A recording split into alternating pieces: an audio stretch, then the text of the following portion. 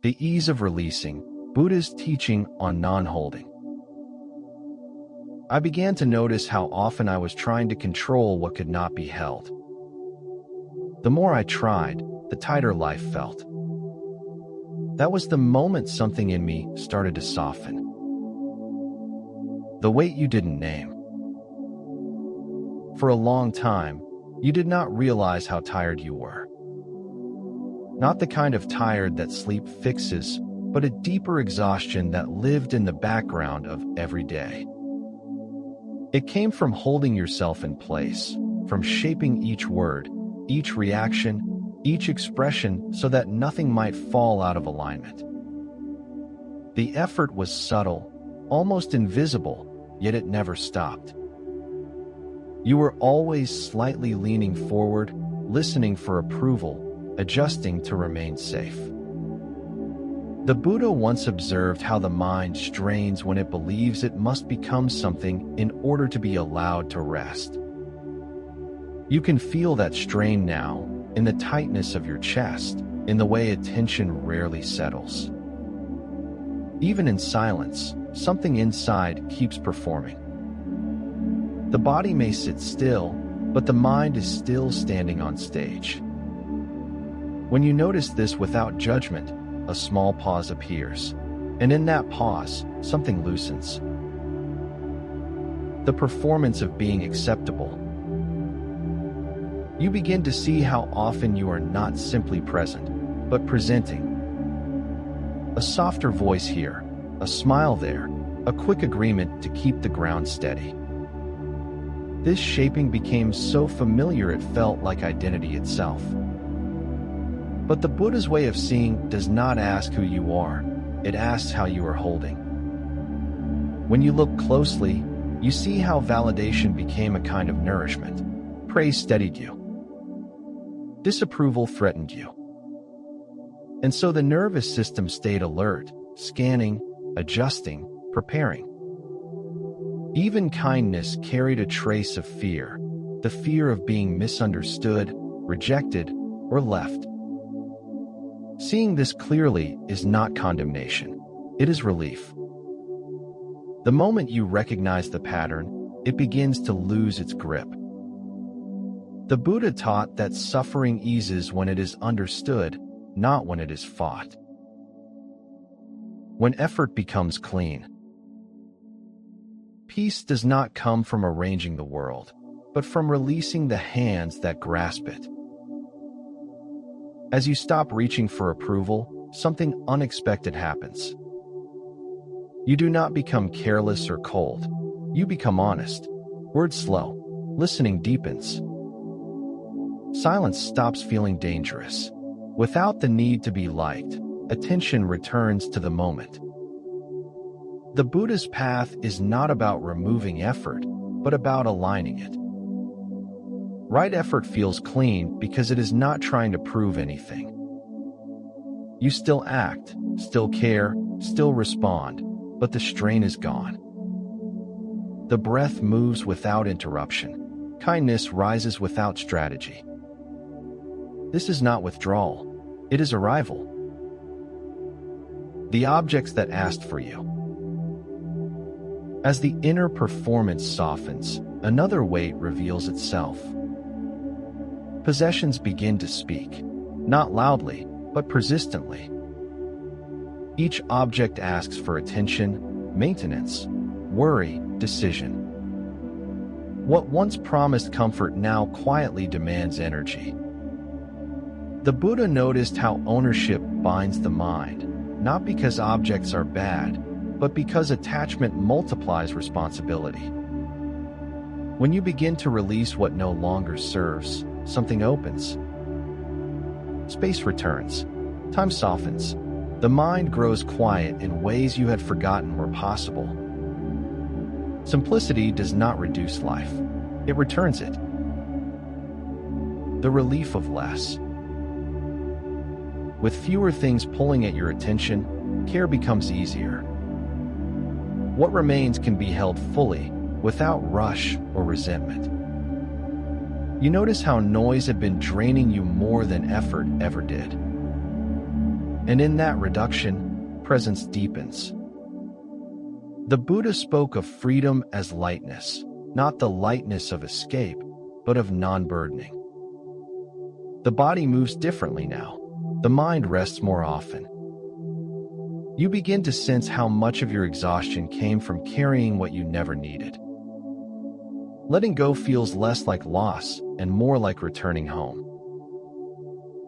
Love without steering. To love without grasping is to let life breathe. Then attention turns toward relationships where the deepest attachments hide. You see how often love was mixed with expectation, concern with control. You were loving who people could become, not who they were. And that resistance created tension in conversation, in silence, in the body itself. When you release the urge to manage, something shifts. Listening becomes wide. Supporting feels lighter. You stop leaning into outcomes and start standing in presence. The Buddha's insight appears again. Suffering fades when grasping loosens. Love grows spacious when pressure dissolves. The fear that lived inside care. You notice how fear had been living inside love, disguised as vigilance. Fear of loss turned care into monitoring. Concern became supervision. The nervous system stayed alert even in moments of closeness. As fear loosens, love returns to its natural state, open, curious, alive. The heart learns that connection does not require control to survive. In fact, it thrives without it. This recognition is not intellectual. It is felt, like a muscle releasing after years of tension. The Buddha called this trust in the way things unfold. You feel it now quietly. When silence is safe. Silence no longer signals danger. Differences no longer feel like threat. Change does not equal loss. You begin to see impermanence not as instability, but as movement, the same movement that allows breath to enter and leave. The Buddha saw impermanence as teacher, not enemy. When you stop resisting it, life begins to cooperate. Conversations breathe. Relationships soften. Even endings feel less sharp when they are no longer resisted. This is not detachment from life. It is intimacy without fear. The loosening of self. What you are is not what you hold together. As approval, possessions, and control loosen, something deeper begins to shift. The sense of a fixed self grows thinner. You see how identity was made of habits, ways of responding, defending, performing. When these soften, the self becomes spacious, like a room with the windows open. The Buddha pointed to this again and again. Suffering clings to the idea of me. When that idea relaxes, suffering has nowhere to land. You are still here, but lighter, more fluid, less defined by effort. This is not disappearance. It is freedom from the need to be solid. Resting without arriving. There is no final place you reach, no moment where everything is complete. And yet, rest appears. You stop waiting for arrival. The Buddha called this the end of seeking, not because life stops, but because grasping does. Waiting becomes practice. Non-arrival becomes home. Each moment stands on its own, sufficient, unforced. You see that peace was never missing. It was simply covered by effort. When effort falls away, peace reveals itself. The middle way in daily life. You begin to notice how alignment feels different from control. Effort becomes responsive, not driven. You act when action is needed, rest when rest is natural. The Buddha's middle way is no longer a concept. It is how your body moves through the day. There is less inner friction now, less argument with what is. The mind feels like a hand unclenched. Even difficulty passes more easily when it is not resisted. This is wisdom made ordinary. The freedom that is quiet. True release makes no sound. What emerges is not indifference, but ease. A freedom that does not need to be announced. A love that does not need to be secured. A way of living that trusts enough to let life and people be. You notice how much energy is returned when nothing is being managed unnecessarily. Attention rests, presence deepens, the heart opens without effort. The Buddha's insight lives here, in this simplicity. The world without grasping. You walk through the same world, but it meets you differently. Trees are just trees again. Conversations are lighter.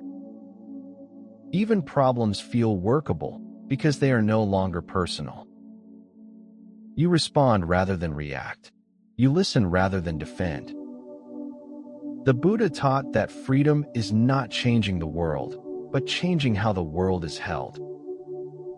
You are holding it more gently now. And in that gentleness, life responds. Trusting the rhythm of things. There is a quiet intelligence moving through everything: growth, loss, change, return. You no longer interrupt it so often. You allow rhythms to unfold. Waiting becomes spacious. Patience becomes natural. This trust is not passive. It is deeply alive. You act when the moment calls, and you stop when it does not. The Buddha's way of seeing has become your way of living. Nothing needs to be forced. Letting be. In releasing approval, possessions, control, and fear, you did not lose connection. You found it, cleaner, quieter, and more real. Life no longer requires constant management. Attention can rest. Presence can deepen. What remains is not emptiness, but clarity. Not distance, but intimacy. Not striving, but alignment. And in this alignment, a quiet freedom appears, the freedom of letting be. This is Buddha Reflections, where philosophy, insight, and lived experience meet to explore mind, impermanence, and release. Thanks for your time. It's been a delight. What should we explore next? Comment, share, and save your insight. Subscribe to Orbital Dharma and keep your thoughts bright.